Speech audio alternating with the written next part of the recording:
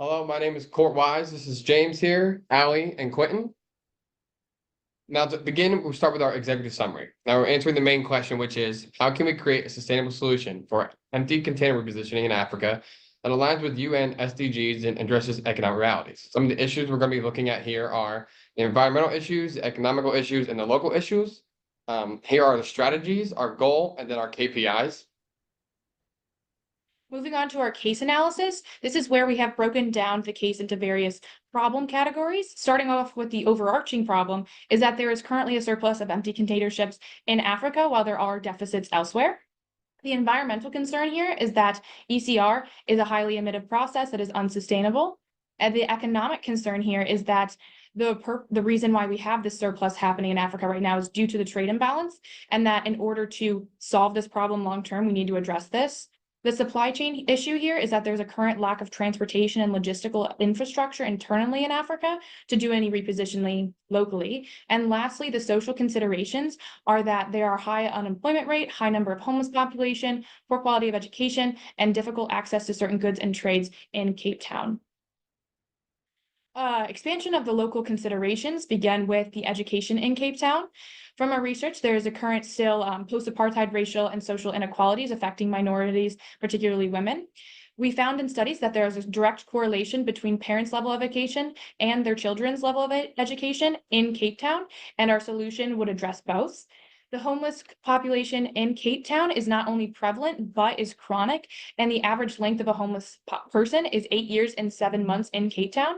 And lastly, the unemployment rate for youth is 50.7, and the overarching in Cape Town unemployment rate is 26%. So this is something that does need to be addressed, and by opening up various job opportunities can be aided. You can also see on the right-hand side here, the trade imbalance specifically in Cape Town. And in order to have a long-term solution that is no longer resulting in the surplus of empty containers, we need to address this. Our first environmental consideration that we're looking at is the emissions at the port. Not only are there high greenhouse gas emissions and CO2 emissions, but there are some air quality concerns. As you can see on the right-hand side, the overall air quality is very livable. It's not in the moderate or at all concernable rate. However, you can see that near the port, the number does get higher, so there is some concern. And the main concern being the PM 2.5, which can cause certain diseases and cancers. Lastly, the scope emissions that are affected by the emissions going through the port. So if a company is utilizing the Port of Cape Town, it does affect their scope emissions. And so that's something we would also want to address. And secondly, with the environmental concerns, we look at the energy consumption here. South Africa is actually one of the largest energy consumers, and nearly 56% of energy at these ports are consumed by the on-road congestion. And lastly, with these ports, they heavily utilize the coal, which results in a higher carbon footprint. Now, here on the right, it depicts a graph of the energy consumption at the sub-Saharan African region with the selected cities listed below. And as you can tell, Cape Town significantly is an energy consumer, which illustrates why we are putting our solution here in Cape Town. Now, looking at growth opportunities within South Africa and Cape Town as a whole, on the left, this is the $1.1 billion production of oranges within South Africa. And as you can see, nearly 18% of this production is neither exported nor consumed, and we believe we can target this area for growth into increase in exports. Now on the right, you see the current congestion costs that the Port of Cape Town is facing. These costs are due to subcharges and delays in shipment and delivery, and it's nearly $2 billion per year. So with no changes made, these costs will continue to be steady throughout the process. Now, this is Daniel Christopher. He is an orange farmer within South Africa, and his family has been farming oranges for many years. However, they have been lacking the ability to grow their business and company to an international level. Our plan will allow Daniel and many farmers like him to grow their business to attract customers from around the world while also giving back to their local community through increased jobs and pay. Moving on to our solution, we first proposed containerized housing located directly across the street from the Port of Cape Town. The construction will be done using LEED practices, and the construction process itself will also contribute to the 25 to 30% of the unemployment rate within Cape Town, South Africa, creating construction jobs for those people as well, which will provide an economic uplift for them. On the same site, we also will have a vocational school made in partnership with the Amy Foundation, which is a nonprofit organization based in Cape Town, South Africa, that specializes in local community and vocational training for individuals. There will be two curriculums. The first one tailored for logistics and management within the Port of Cape Town. There, they will be pointing out the inefficiencies that are currently happening within the Port of Cape Town and creating a curriculum to better increase the operations within the port. And the second curriculum will be centralized around marketing and sales for what we call our growth agents. Those growth agents are going to be going into the local communities within South Africa and finding local manufacturers within popular industries that have a global demand to turn them into international exporters. As Quentin previously mentioned, there's an 18% room of growth for just the orange industry alone. Now imagine the impact for the local community and local manufacturers when they are introduced to an entire new international market with high demand for their products. Next is our training process. First is going to be the identification and finding where that we need to find improvement within the Port of Cape Town's processes. Next, we are going to be developing our training program, which is going to be centralized around those inefficiencies so that the curriculum is especially tailored to the Port of Cape Town's processes, software, logistics, etc., so that the actual workers will be doing meaningful work as soon as they graduate from our program. Next is going to be the targeting skills and training and hands-on practices. Since the school and housing is located conveniently right across the street from the Port of Cape Town, they will be able to see on a first-hand the software and the operational inefficiencies that are happening within the port. They will be able to be paired with a higher ranking agent there and see what they do on a day-to-day basis so that they can improve the processes that they do. Of course, we're going to be evaluating our performance using KPIs such as efficiency, accuracy, and error reduction to set a benchmark to know where we are overachieving or underperforming. And then next, of course, is going to be a continuous improvement, just making sure that we provide ongoing support to reinforce learning, conducting feedback sessions to encourage continuous improvement so that we know what we need to improve on to make this the best solution as possible. Next is going to be our implementation timeline. Within 3 months, we hope to receive employee applications for the program and also develop our vocational curriculum tailored around the inefficiencies within the Port of Cape Town. Within 3 to 6 months, we hope to repurpose our empty containers into housing. Over 9 months, we hope to move our first graduating class into the housing. Over the course of 9 to 12 months, we hope to start our vocational program for that first class.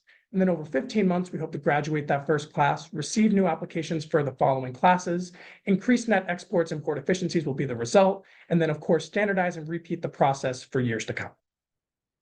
Now, looking at the local impact with our solution, it addresses two things. One being the affordable housing opportunities it provides. So it provides the homes for these port workers on site with our partnership with the Amy Foundation, and below just depicts an illustration of what that would look like.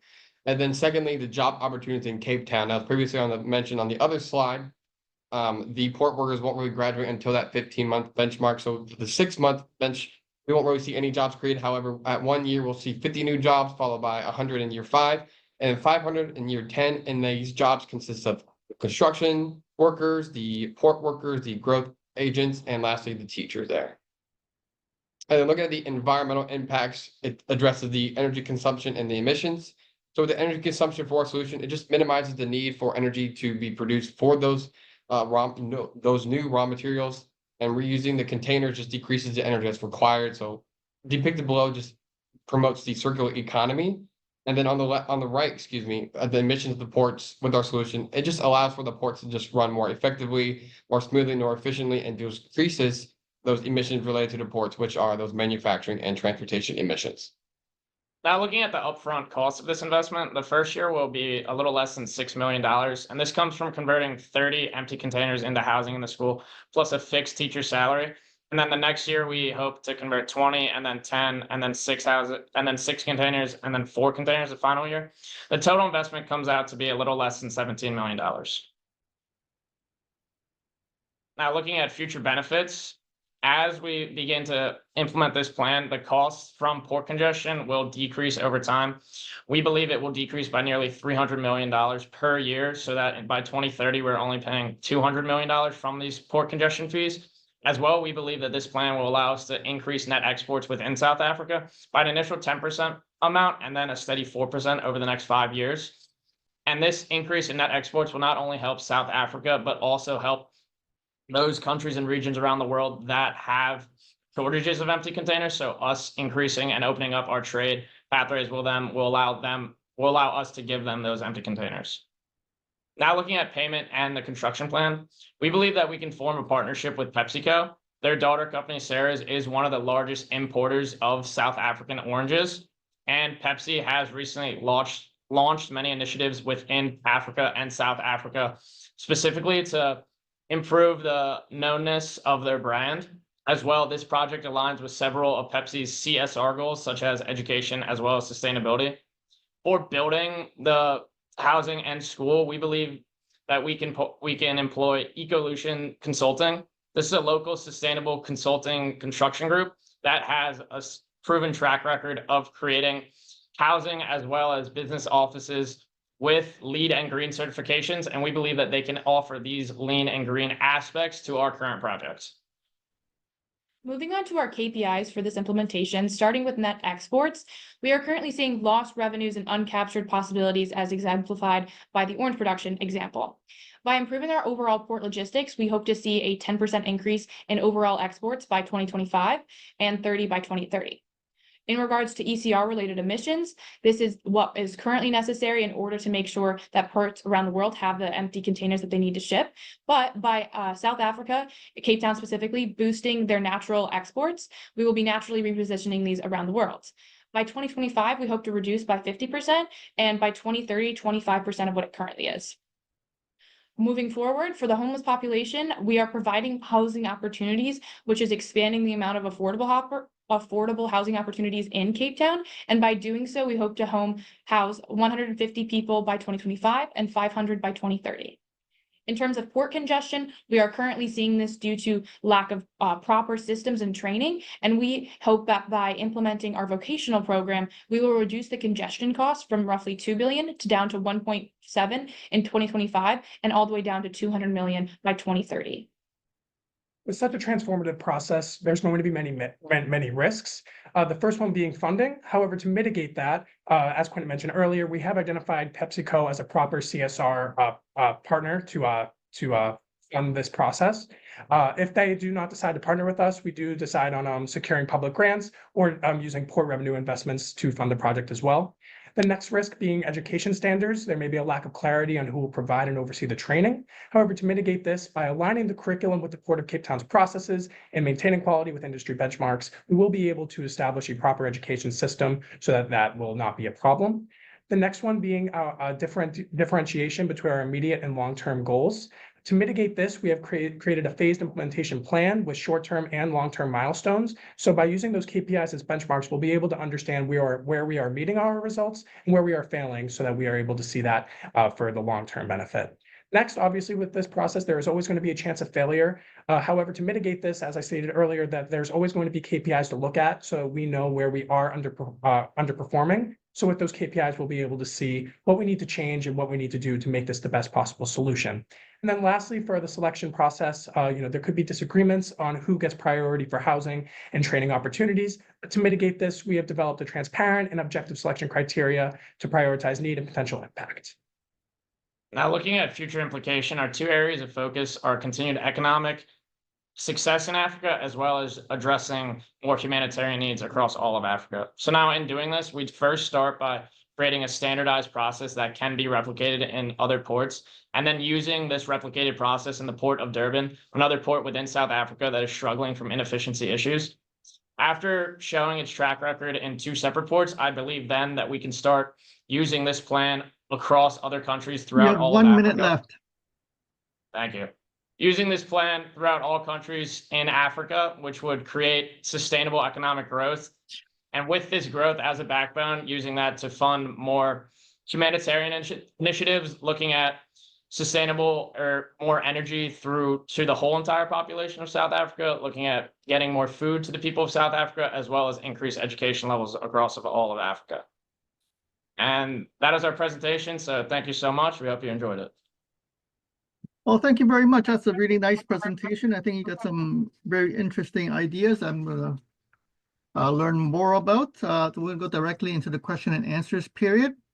And as usual, I want to welcome Professor Ho. She's joined us online. Professor Ho, do you have some questions for the students?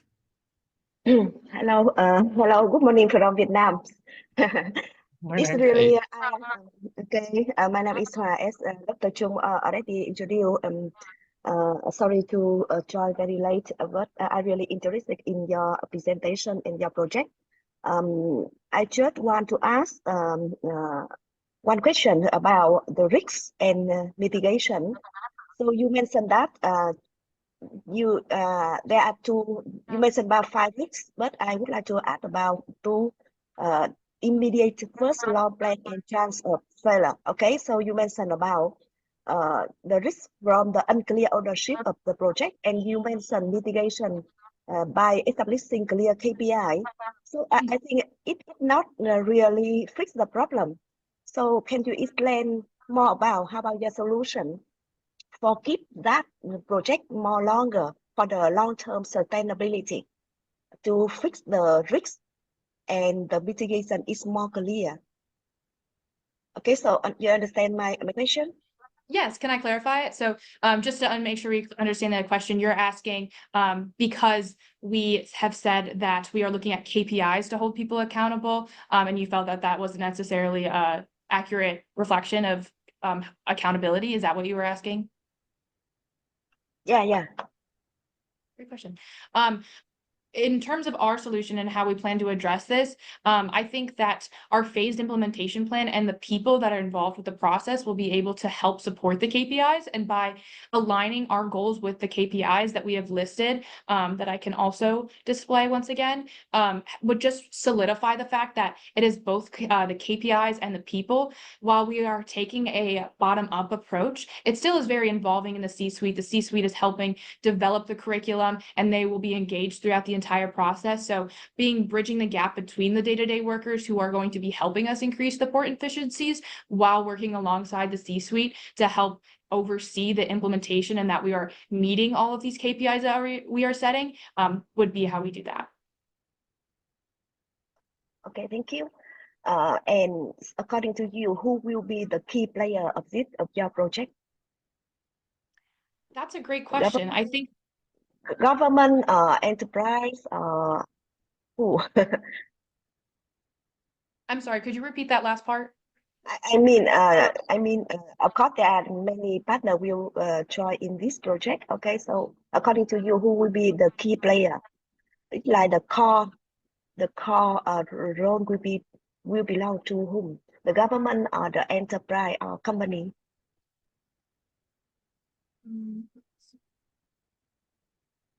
So we believe that the core players of this will be the Port of Cape Town, but also our partners, like you said. So while it is diversified, we believe that having these solid partnerships with large companies that can help ensure the success of our implementation is the best strategy, because improving the overall port logistics, as the Port of Cape Town is currently 405 out of 405 in terms of the CPPI ranking. And so it's going to need the support that PepsiCo and Ecolutions and the Amy Foundation can help provide during our solution. So by partnering with PepsiCo as the financial background, we believe that the Port of Cape Town can implement this project alongside the Amy Foundation to help oversee this over the port efficiency upgrades that our solution would provide.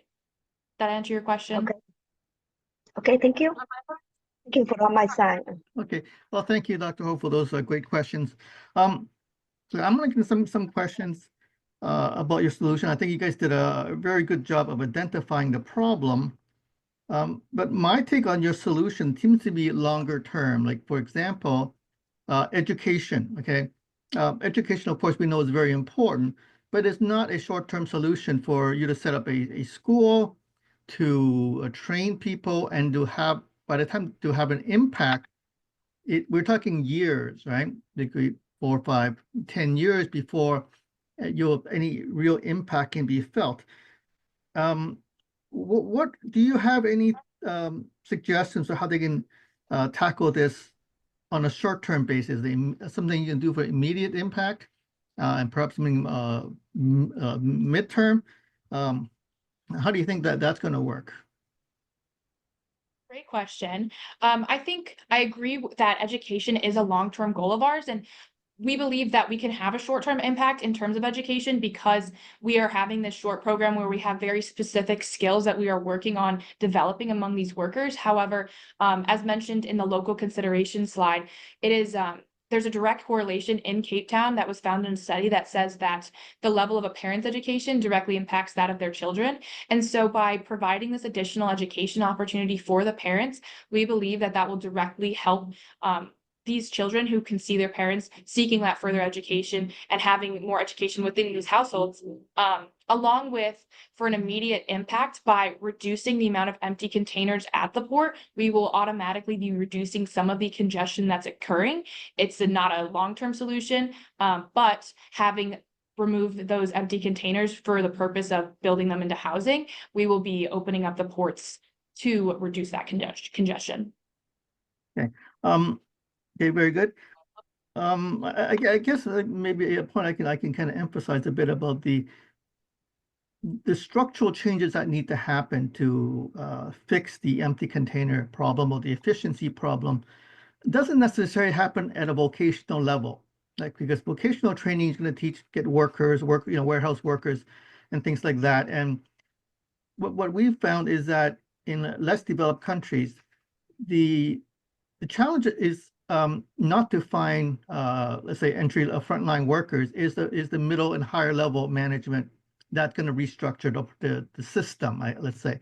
So, some of this vocational does solve some of the problems, but to have a real impact long term, you need to be educating at a very high level, this executives, senior executives, or even the governments especially, to understand what the issues are, and because they're the ones who's going to fund infrastructure changes, investments, right? That's going to be needed to change this. PepsiCo may fund some things, but real infrastructure development takes government support. So that's just a point I want to make. But I want to also talk about your the housing issue. You mentioned building a number of houses, but it seems very low, when you look at the size of the problem and the size of the number of houses you were building, is there any way you can scale up? Yes. So if you go to, let's see, the number 10 on the appendix, housing school location. So we've actually been able to identify geographically exactly where this would be. On the left here is actually a 10 to 12 acre plot of land estimated that is unused land located directly across the port of Cape Town. So within a 10 to 12 acre plot of land, you could really scale it up as much as you want. I guess it would depend on the funding and how much we had. But realistically, if you wanted to build a vertical containerized apartment system, you could house plenty more than 100, 200 people, no problem. And then right across the street, there is direct access to all of the Port of Cape Town's berthing systems and container terminal, if that answers your question. So your proposal is to convert these containers on site? So, these are empty containers, so you would need some type of manufacturing facility to make these empty containers into housing, right? They're not just going to cut windows and things like that on site. Have you kind of thought about that? Yes, as Quentin mentioned earlier, the construction would be done by Ecolution, who does have a track record on doing sustainable construction within South Africa specifically. And below are some examples of what they have done in the past. So we do believe that they would be able to convert these empty containers into suitable housing directly across the Port of Cape Town. Okay, so I'm just going to look at the cost perspective. So taking these empty containers and convert them housing, even though they're affordable, they're still not cheap. It's a fairly substantial investment.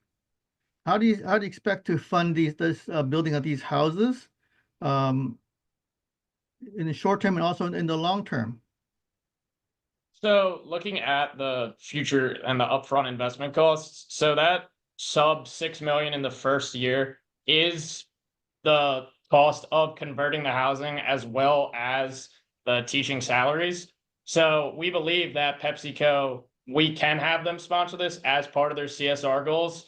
And the initial investment of nearly $17 million comparatively to their previous CSR investments. I know one just in education within a third world country, I apologize, I don't know the specific one, was more than $70 million. So we don't believe that this $17 million would be that bold of an investment for them to make. And then after the initial upfront investment, we believe that the costs that we'll be cutting down on from the congestion as well as increasing net exports will allow us to improve the plan over time in future years and not need a partnership from an entity such as PepsiCo or another large company to sponsor us. No, I think that's exactly my point, is the 17 million that you talked about it's a small amount of money to do what you're planning to do, to build enough housing to actually make an impact. So, you know, South Africa, the Cape Town is a very big place. We got all these homeless people to really make an impact. We're gonna need a lot more housing than that, and you're gonna need a lot more money than that.